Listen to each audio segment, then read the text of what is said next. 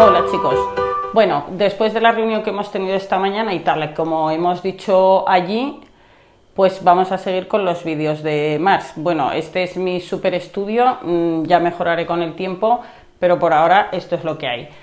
Por cierto, que sois súper desagradables, os pongo que ha sido un placer veros y solo me contestáis dos y para decirme que la próxima os avise y que lo haga más tarde. Así no me motivo, ¿eh? Así que hacer el favor de motivarme, hacerme un poco la pelota, porque si no esto no va para adelante, ¿eh? Bueno, va, empezamos.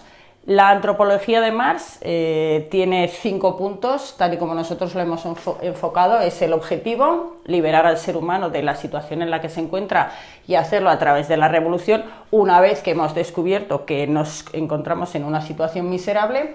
Y lo que vamos a hacer con este vídeo es desarrollar los dos primeros puntos, el de la esencia del ser humano y el de la miseria. Vale, para desarrollar la esencia del ser humano vamos a hablar de la dialéctica y de toda esta parte que tenéis aquí. Y para desarrollar la miseria vamos a hablar de toda esta parte que tenéis aquí.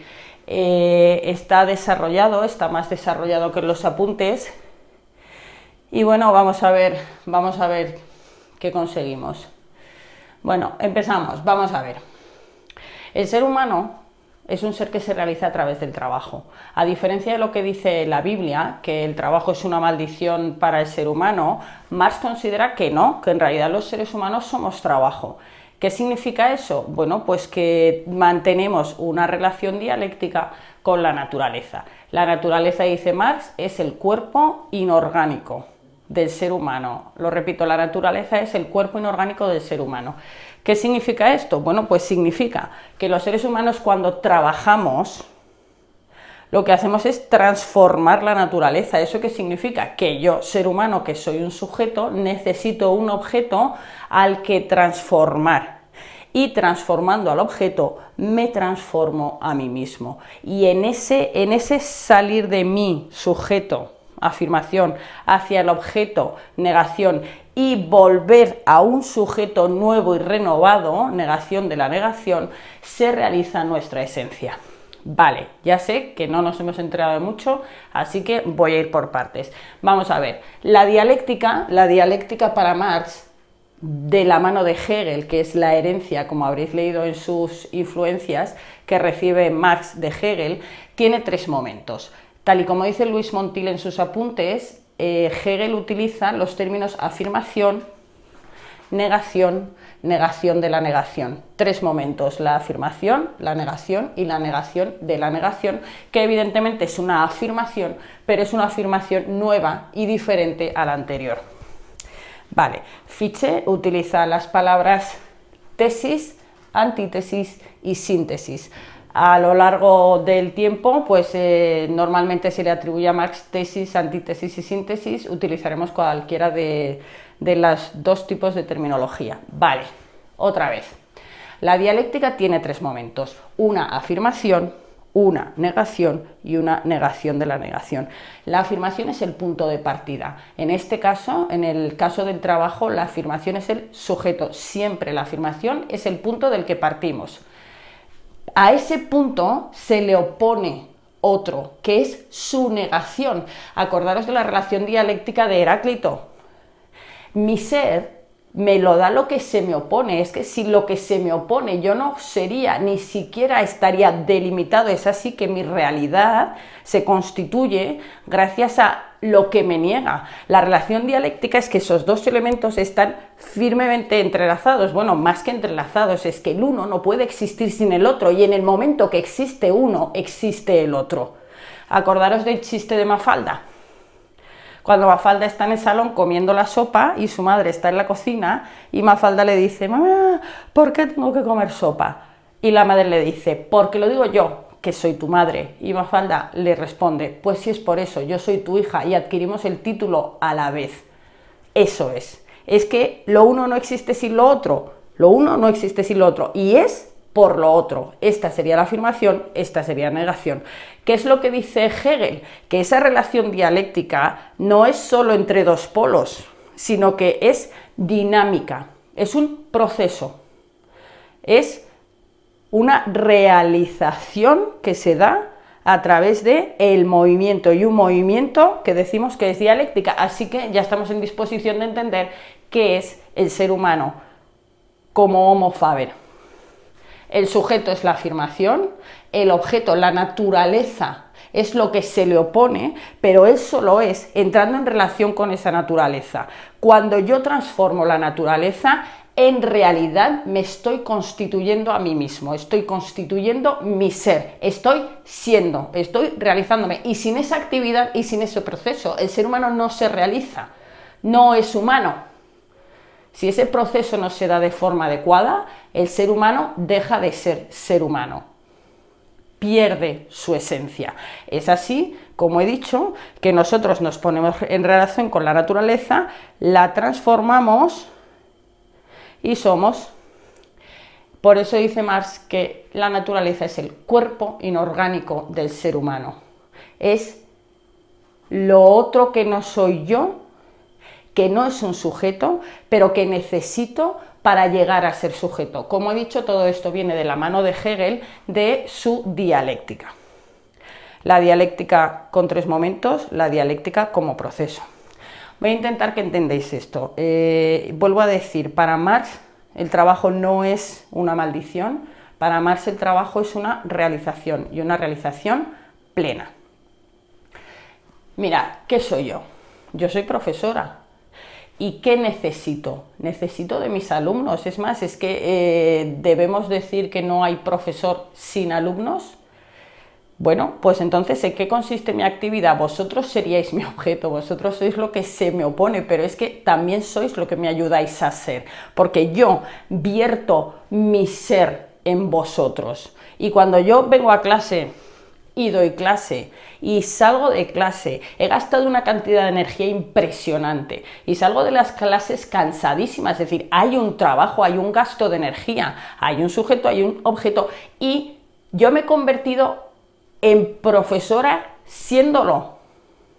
Yo no puedo ser profesora sentada en mi casa y esperando que pasen las cosas. Yo soy profesora realizando esa actividad, realizando un trabajo, y no es aquello por lo que cobro, es aquello que me hace ser lo que soy. ¿Estamos? Otro ejemplo para que lo podáis entender, una obra de arte o la literatura, cualquier actividad que vosotros hagáis de este tipo. Cuando yo escribo en un papel, vierto todo mi ser en ese papel, y cuando eso ha vuelto a mí, lo que ha sucedido es que yo me estoy transformando, yo me estoy haciendo.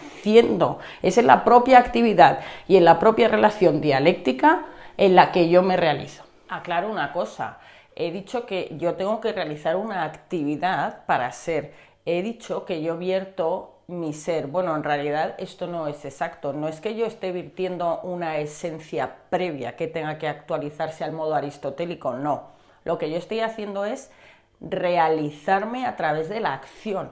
El ser humano es un ser eminentemente práctico, es siendo. No hay una esencia previa que yo tenga que actualizar. En el hacer se va formando la esencia. Es así que, como hemos dicho, se establece una relación dialéctica con la naturaleza. A través de esa acción, de esa práctica, me voy realizando a mí mismo, y esto no puede suceder sino en un entorno social. Estoy hablando de la esencia del ser humano, la tenéis desarrollada en la página 13 y 14 de Luis Montil. El ser humano es un ser que necesita de otros seres para poder relacionarse. Traducido, para que lo entendáis, yo no os puedo ser profesora sentada en mi casa, os necesito a vosotros, y ese vosotros se inscribe dentro de una institución que produce el Estado, que es la educación. Nosotros nos encontramos con una serie de infraestructuras, de instalaciones y de determinaciones, de leyes que rigen, gobiernan y organizan todo eso. Y eso es lo que nos permite relacionarnos de forma social. Los seres humanos somos políticos y también somos sociales. Somos además, como he dicho, dinámicos. Nos vamos haciendo en un proceso de transformación constante y continuo. No somos seres pasivos, somos seres activos. por último, decir que los seres humanos somos seres históricos, es decir, que somos protagonistas de nuestra historia. Estamos determinados por nuestro propio contexto, el momento en el que hemos nacido y el sitio en el que hemos nacido nos hace ser lo que somos, pero es que además nosotros somos sujetos protagonistas de la historia, es decir, que el curso de los acontecimientos está en nuestras manos, en las de los sujetos. Si no fuéramos sujetos protagonistas de la historia, no tendría sentido lo que Marx nos propone. Si no pudiéramos determinar nosotros lo que sucede en el tiempo, que eso es la historia, no tendría sentido que nos llamara la revolución. Por eso afirma Marx que los seres humanos somos seres históricos. ¿Cuáles son las características y la esencia del ser humano? Lo estoy resumiendo. El ser humano es material, es decir, somos un cuerpo que necesita relacionarse con otro cuerpo. El trabajo no solo nos realiza a nivel esencial, sino que además también nos mantiene vivos, porque, lo repito, somos materia, somos cuerpo que necesita satisfacer unas necesidades para mantenerse vivo. En ese sentido puede decirse que los seres humanos somos materiales. Ya os he dicho lo que significa social, nos relacionamos con otros seres humanos, el trabajo se realiza en sociedad y eso implica una organización y eso es política. Además, somos dinámicos, no somos seres pasivos hechos de una vez, acabados y terminados, sino que nos vamos haciendo a través de esa acción. Somos prácticos y somos históricos. Bueno, teniendo en cuenta que este es el ser del ser humano, o estas son las características que determinan al ser humano, decíamos antes que nuestro ser no se puede realizar en el modo de producción capitalista. Eso es lo que va a desvelar Marx y va a poner de manifiesto la situación tan miserable en la que nos encontramos. A la base de todo, a la base de las alienaciones y a la base del sistema, es decir, en la infraestructura encontramos la economía, también lo podemos llamar materia. ¿Qué significa esto? Vamos a ver, lo voy a aclarar, pero lo terminaremos de explicar en la política. Dice el materialismo de Marx que la materia es la base de todo. ¿Qué significa eso? ¿Qué es la infraestructura? Entendido como producción económica, entendido como economía, lo que determina la superestructura. Es el hacer, la producción, lo que nos va a hacer pensar de una manera determinada. No solo pensar de una manera determinada, tener unas instituciones determinadas, unas creencias, unas costumbres, unas leyes, una ideología. Es el hacer en el modo de producción lo que determina el pensar. Hasta ahora, y sobre todo con Hegel, creíamos que era el pensar lo que determinaba el hacer. Traducido también para que lo entendáis, yo primero pienso una cosa y luego la hago. No, lo que está diciendo Marx es lo contrario. Por el modo en el que produzco, pienso unas cosas y no otras, y a lo largo de la historia se han dado diferentes modos de producir y se han dado diferentes tipos de instituciones y de creencias, pero no es que éstas existan primero, es que éstas vienen determinadas por lo económico. Y ahora voy a aclarar lo que significa economía. Normalmente suelo preguntaros qué es la economía y no nos respondéis. Claro, las cosas que se dan por sabidas son las que no se explican y como no se explican, pues nadie las sabe. Se dan por supuestas, no hay que explicarlas, jamás las he explicado y no hay manera de que me entere. Vamos a ver, la economía es la producción, distribución, intercambio y consumo de bienes. A eso es a lo que hacemos referencia cuando estamos hablando todo el rato de economía. Lo repito, la producción, la distribución, el intercambio y el consumo de bienes. Bienes que se necesita trabajo para producir y que se necesitan materias primas, se necesitan seres humanos que transformen esas materias primas y se necesitan medios para transformarlos. Con el trabajo, entonces, lo que hacemos es, como hemos dicho, además de realizarnos, satisfacer nuestras propias necesidades. Bueno, pues ahora vamos a ver cómo nos las maravillamos a lo largo de la historia, concretamente en el modo de producción capitalista, para conseguir eso.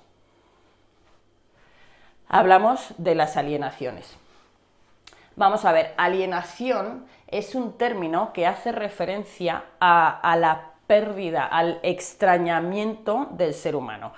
Os estoy diciendo todo el rato que por la relación dialéctica que nosotros mantenemos necesitamos vertirnos en otra cosa que no soy yo, es decir, que nos extrañamos, nos enajenamos, salimos de nosotros y nos ponemos en otra cosa. Ese proceso tiene que revertir, porque si no, el ser no puede cumplirse como tal. Cuando ese proceso se vierte, cuando yo me salgo de mí y no vuelvo, estoy renunciando a mí mismo, estoy pervirtiendo el proceso y estoy impidiendo mi propia realización. A eso es a lo que hacemos referencia cuando hablamos de alienación. Ese no cumplimiento por la pérdida de sí, de lo que nosotros deberíamos ser. Es decir, que deberíamos realizarnos, pero no nos realizamos. A la base de todo, el modo de producción o la economía, o tal y como la hemos definido. ¿Cuáles son las alienaciones de las que nos habla Marx? Marx nos habla de la alienación con respecto a la naturaleza, a la actividad, al producto y a la relación que se establece entre los seres humanos. Daros cuenta de una cosa, estamos definiendo en el fondo los elementos que intervienen en la actividad productiva, que son la propia naturaleza que transformo, el ser humano que la transforma en su actividad, el producto que sale como resultado de esa actividad y que eso necesariamente se establece en relación con otros seres humanos. Así que lo que está diciendo Marx es que en los elementos del trabajo, a la base de lo económico, todos sus elementos están realmente pervertidos. Todos ellos impiden la realización, ese volver a nosotros mismos. Pero analizando cada uno de ellos nos daremos cuenta de más cosas de las que parece a primera vista. No es tan simple como lo estoy diciendo, desvelamos un montón de elementos que no se nos hacen presentes, vamos a verlos. Mirad, ¿qué sucede? Que en el trabajo la relación con la naturaleza se establece como una relación amable, como una relación amistosa. No sé si habéis visto el programa de Mountain Men, que son una serie de hombres que se van allí a la América salvaje, a plena naturaleza, a vivir. Y en esa vida, en ese estar vivos, lo que los seres humanos tenemos que hacer es relacionarnos con la naturaleza para que ella satisfaga las necesidades que nos van a mantener vivos. Traducido, si necesitan hacerse una casa, aquello está lleno de árboles, van a los árboles, los transforman y producen su casa.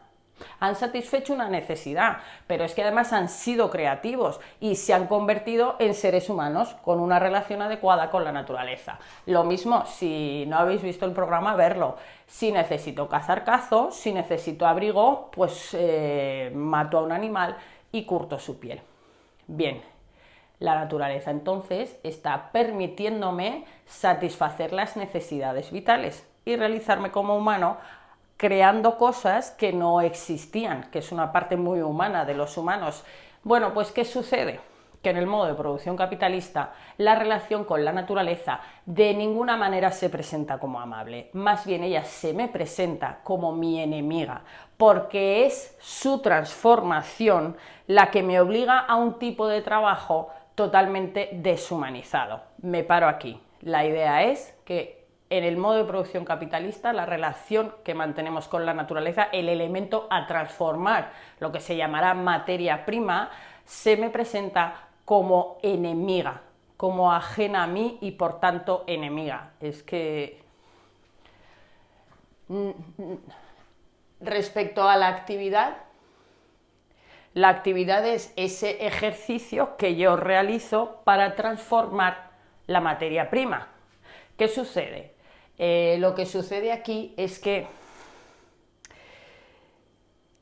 cuando yo estoy haciendo algo, talar los pinos, serrarlos y ponerlos en formación para construir una casa, ese algo tiene un sentido porque tiene un fin. Es decir, que yo estoy haciendo algo para conseguir otra cosa. Tiene sentido la actividad que yo estoy realizando. ¿Qué sucede en el modo de producción capitalista? Bueno, pues tal y como nos dicen Adam Smith y David Ricardo, lo que hay que hacer en el modo de producción capitalista para reducir costos es especializarse. ¿Qué significa especializarse? Pues que el trabajo en la industria textil, recordar que estamos hablando de la revolución industrial de la industria, el trabajo, digo, queda fragmentado.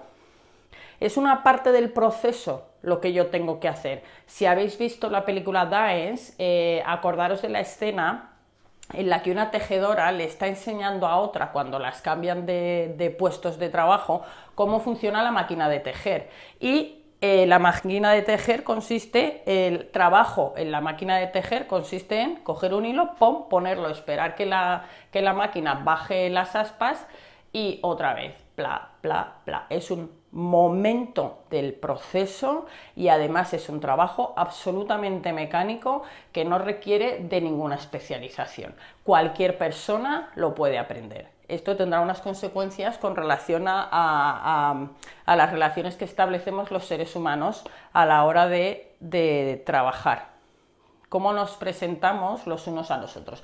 Pero por ahora la idea es esta, un trabajo mecánico, un trabajo fragmentado, que es una parte del proceso que no permite atisbar el fin para el que estoy trabajando. Eso ya nos deshumaniza, nos perdemos en esa actividad, pero es que además sucede que los seres humanos nos convertimos en mercancía. Nosotros ahora trabajamos para recibir un salario. Con ese salario tendremos que ser capaces de satisfacer nuestras necesidades básicas. Es que ya no trabajamos para satisfacer nuestras necesidades, trabajamos a cambio de un salario que nos permitirá comprarnos la comida, comprarnos una casa, comprarnos el vestido. Desde el punto de vista del propietario de los medios de producción, lo que sucede es lo siguiente. Lo que están comprando es nuestra fuerza de trabajo y entonces pasamos a ser un instrumento más de toda la maquinaria, pasamos a formar parte de los medios necesarios para producir un objeto. ¿Qué significa eso? Pues que a mí el propietario de los medios de producción me paga por las horas que estoy trabajando. Básicamente me alquila por un día y al alquilarme por un día puede hacer de mí lo que quiera y lo que está alquilando es mi propia fuerza de trabajo. Soy, para que lo entendáis, una pieza de la máquina que, por ejemplo, aprieta tornillos. Soy un robot, soy una cosa. No estoy siendo entendido como un ser humano, sino que estoy siendo entendido como un instrumento que sirve a mis fines. Es por eso que el propietario de los medios de producción considera que como tú eres un instrumento más entre todos los instrumentos, formas parte del proceso y entonces el proceso, el resultado del proceso me pertenece a mí. Esto es una lógica perversa, pero es como razonamos. Sería algo así como, bueno, eres la levadura que hace que el pan se fermente. El pan va a ser mío. Tú solo eres una parte que está permitiendo que el proceso se produzca. Somos mercancía porque somos comprados como objeto. Yo te compro a través del salario. Y tú lo que estás vendiendo es tu fuerza de trabajo. Ahí no hay nada de humano. Ahí simplemente hay un uso que yo hago de ti y por el que pago. Respecto al producto, pues el producto queda transformado en capital. ¿Qué significa eso? Pues que como tú has sido comprado, es decir, tratado como mercancía para realizar un trabajo que tiene como fin la realización de un producto, y yo soy el capitalista propietario de los medios de producción, lo que tengo que hacer es obtener un beneficio, es decir, obtener capital. El fin del modo de producción capitalista, pese a lo que nos pueda parecer, no es la satisfacción de las necesidades, no, el fin es el beneficio, el capital. Necesito ganar dinero, obtener un beneficio para mantenerme vivo. Es decir, el industrial necesita reinvertir constantemente y mejorar constantemente la producción para poder seguir manteniéndose en el mercado.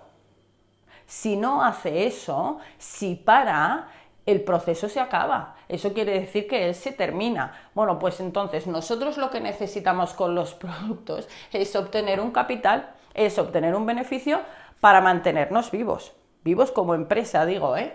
Bueno, pues no es el fin satisfacer nuestras necesidades, el fin es obtener un beneficio. En el modo de producción capitalista, todo es convertido en mercancía.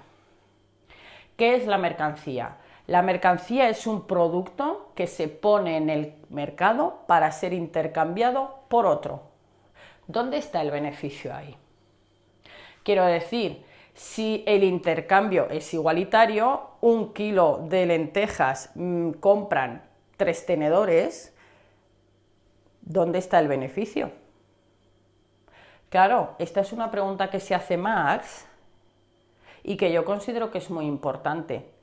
Si el intercambio fuera proporcional, no habría beneficio. Luego el beneficio no sale del intercambio. ¿De dónde sale? Pues sale de algo que Marx denominó plusvalía. Plusvalía o plusvalor. Es trabajo acumulado.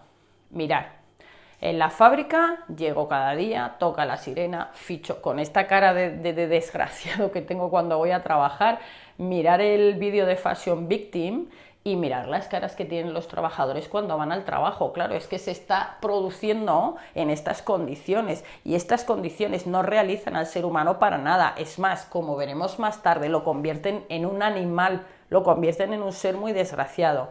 Bueno, pues suena la sirena, ficho, me voy a mi puesto de trabajo en la industria textil, estar sentada, entre otras cosas, estar sentada delante de la máquina de coser todo el día, cosiendo, una parte, voy a decir que estoy cosiendo un pantalón. Bueno, en el vídeo, en el documental al que estoy haciendo referencia, cuando Jordi Évole está con las trabajadoras en Bangladesh, aparece en una sala, bueno, en realidad es la casa donde viven ellas, en una habitación en la que conviven, no sé si 4 o 5 personas, caben de forma absolutamente apretada, hacinada. Y están las 4 alrededor de una esterilla sobre la que están comiendo en el suelo y Jordi Évole está sentado allí, claro, entre las cámaras, los focos y demás, allí no cabe nadie más. Bueno, y les pregunta, ¿vosotras vivís aquí? Sí, vivimos aquí. Y la cara de la persona que le responde, de la mujer que le responde, es, bueno, pero somos capaces de convivir así porque somos como hermanas. O sea, para nada ella dice si estas condiciones miserables de vida no se la merece ningún ser humano y yo seré muy amiga de ellas, pero en realidad podíamos vivir cada una en nuestra casa y vivir bastante mejor. Pero bueno, la cuestión, aparte de que ella no se da cuenta de la situación infrahumana en la que se encuentra, la situación de explotación en la que se encuentra, después de sentirse orgullosa por hacerlo bien, ya ves tú, pues Jordi tiene una bolsa de plástico en la que tiene unos jerseys y saca un jersey y es el jersey que ellas producen. Lo que se produce en Bangladesh se vende en Europa y le dice, este jersey cuesta 30 euros en Europa. Antes le había preguntado qué salario recibía ella al mes. Con 5 de estos jerseys se paga tu salario de un mes. Con 5 jerseys se paga su salario de un mes. Antes le habían preguntado a otra trabajadora de otra fábrica que cuántos pantalones producía ella al día y la respuesta fue, donde digo pantalones, digo jerseys, 1.500 al día. 1.500 al día, con 5 jerseys, con 5 pantalones, se paga tu salario de un mes y tú eres capaz de producir al día 1.500 pantalones.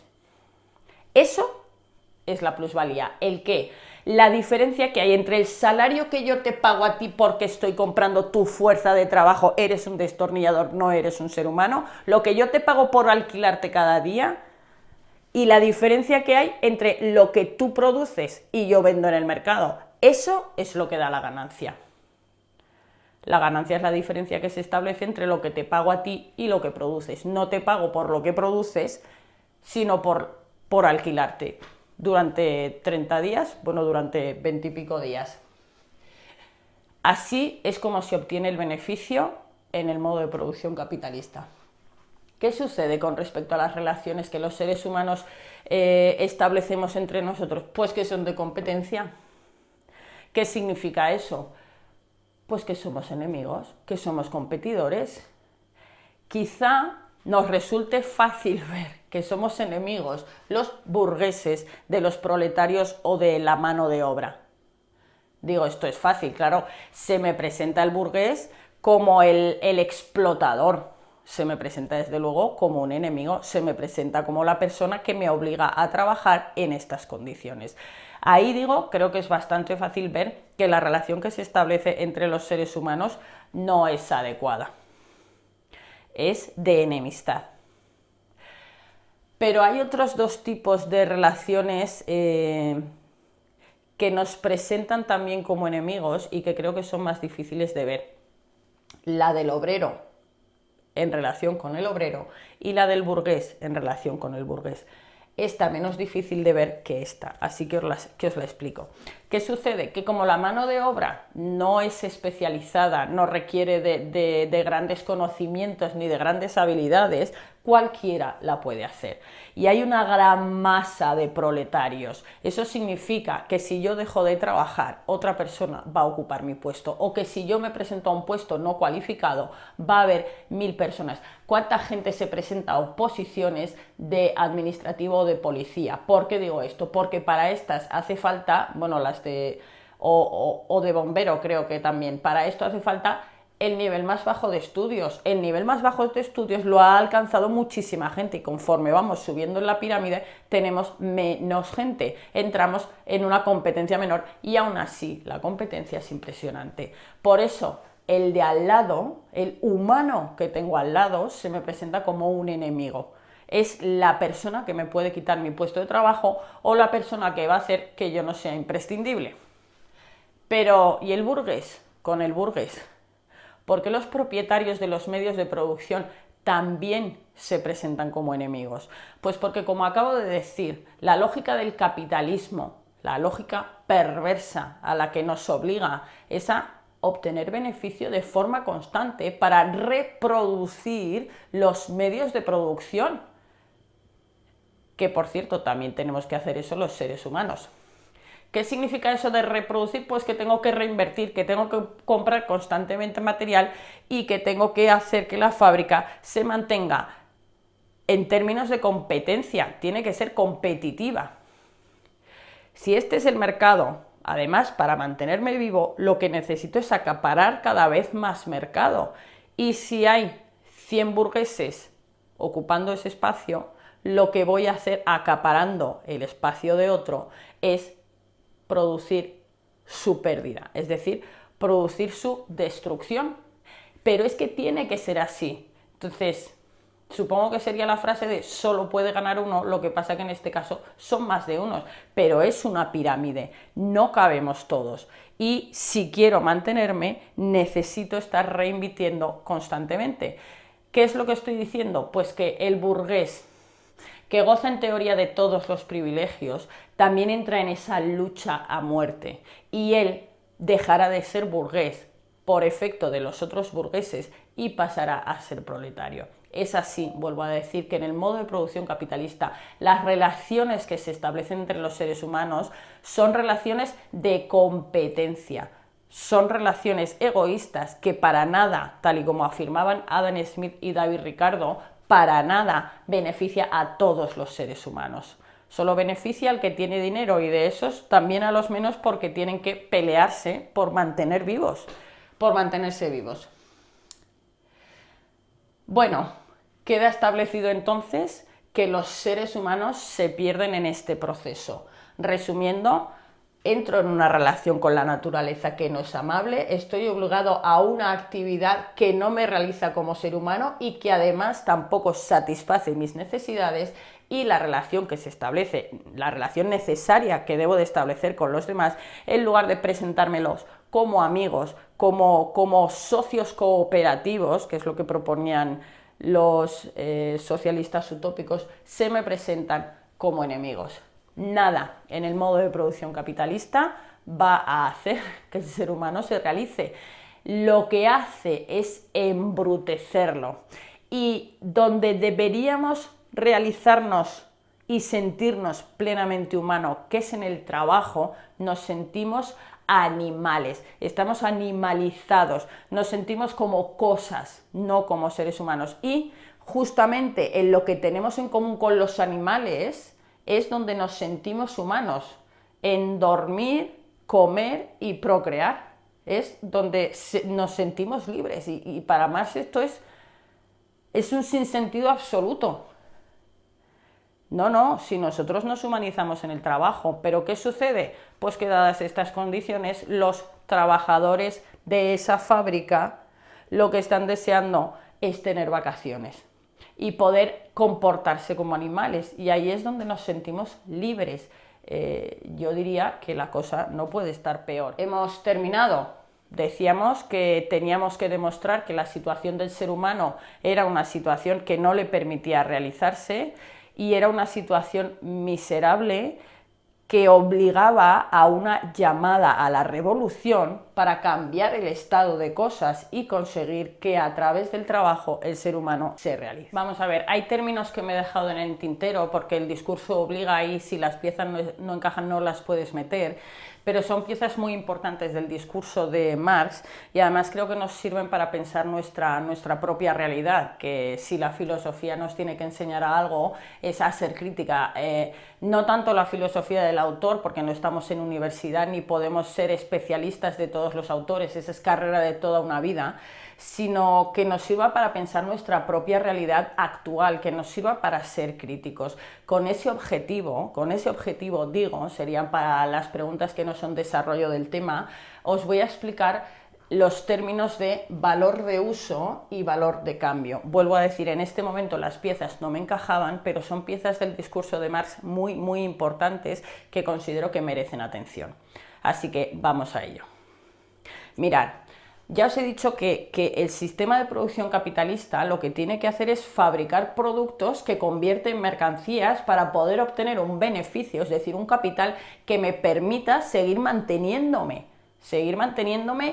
vivo, seguir manteniéndome existiendo.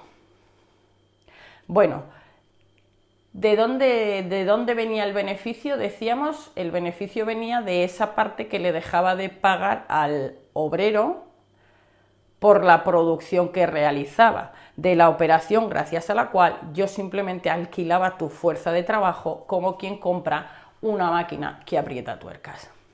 ¿Qué es el valor de uso de esos productos que ponemos a nuestra disposición? ¿Y qué es el valor de cambio?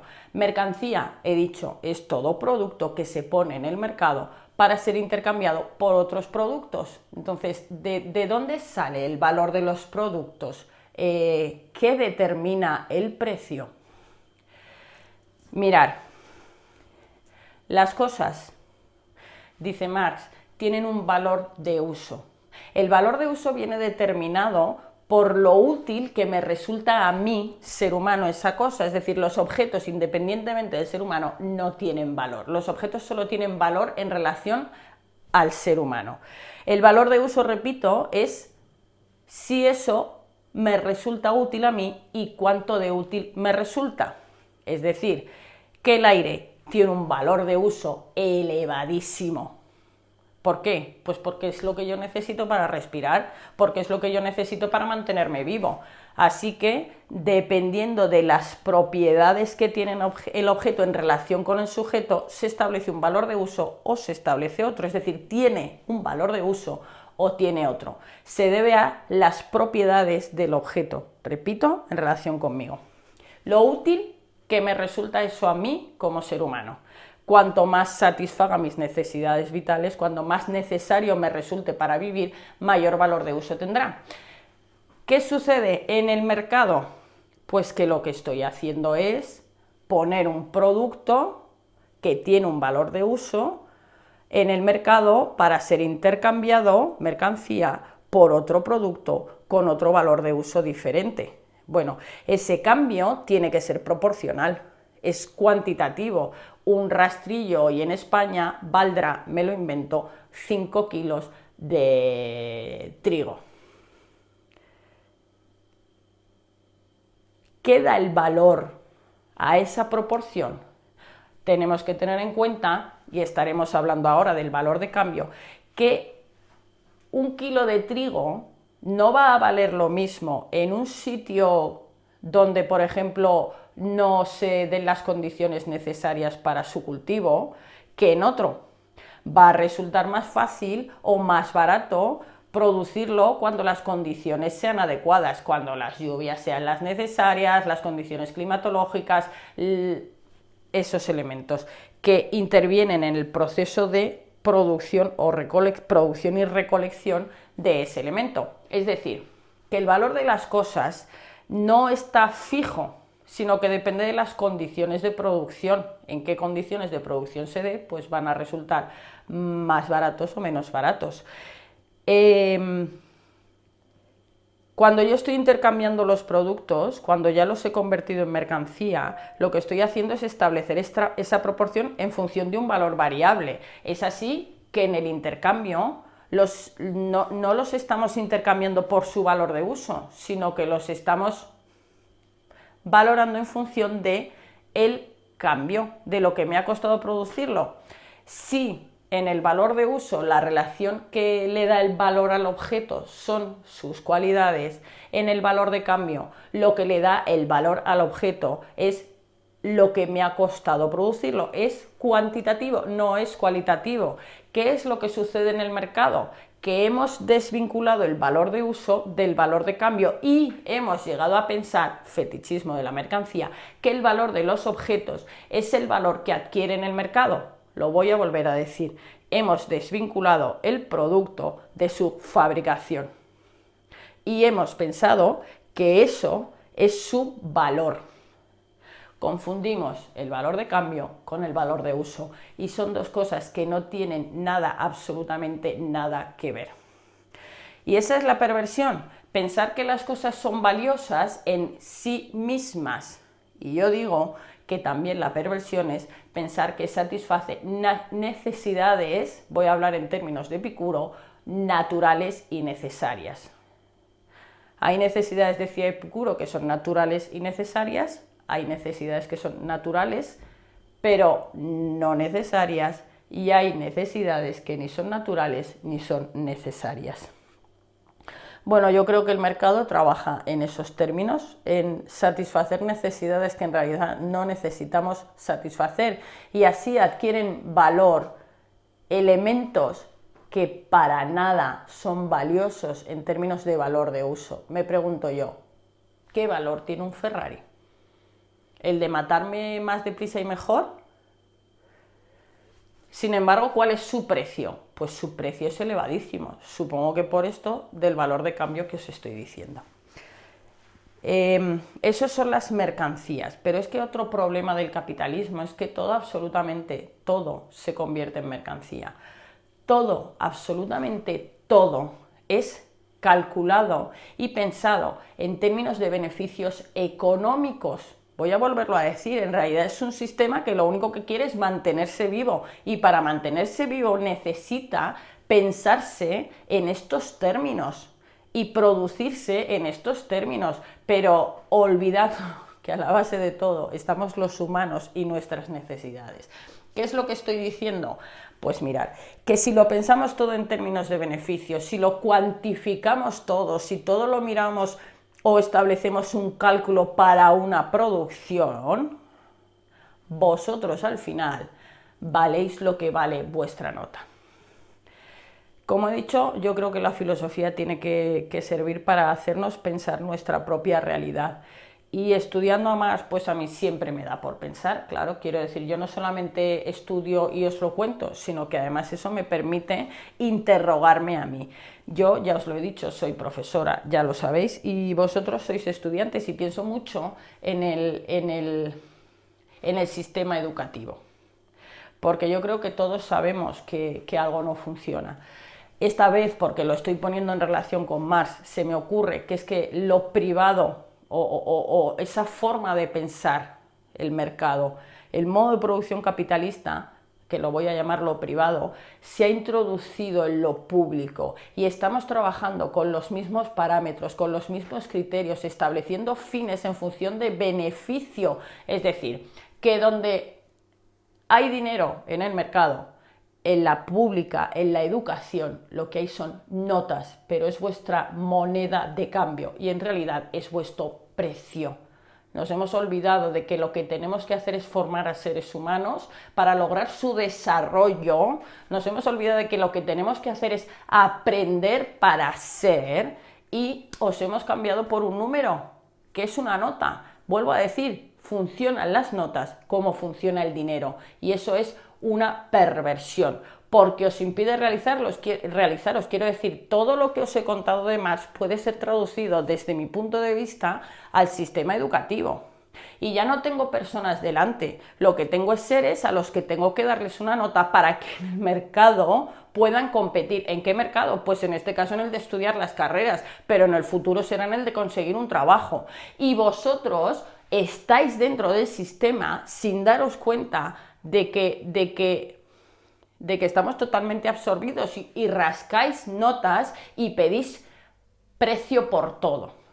¿Cuánto cuesta? ¿Cuánto vale esto si lo hago? ¿Cuántas veces os he dicho, no vale nada, deja de cuantificar, deja de pensar que yo te tengo que pagar un precio, espero que me estéis entendiendo, por esa actividad que tú has realizado? Empieza a pensar que esa actividad que has realizado es para ti, que ese es tu beneficio.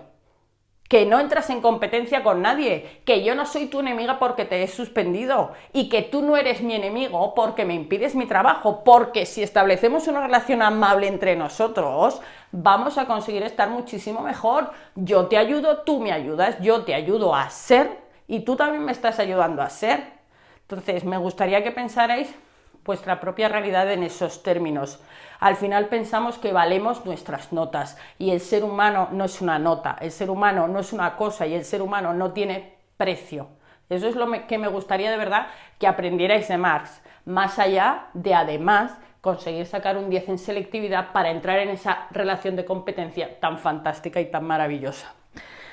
Bueno, pues eso es lo que significa que nos convertimos en mercancía, eso es lo que significa que nos convertimos en competidores y eso es lo que significa que estamos buscando todo el rato el beneficio, mirar en qué tipo de personas nos convierten.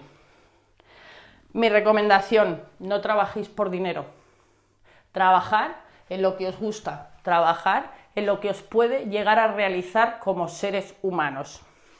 Además que os paguen, y que os paguen mucho, claro que sí, porque nosotros necesitamos satisfacer nuestras necesidades, es decir, necesitamos mantenernos vivos.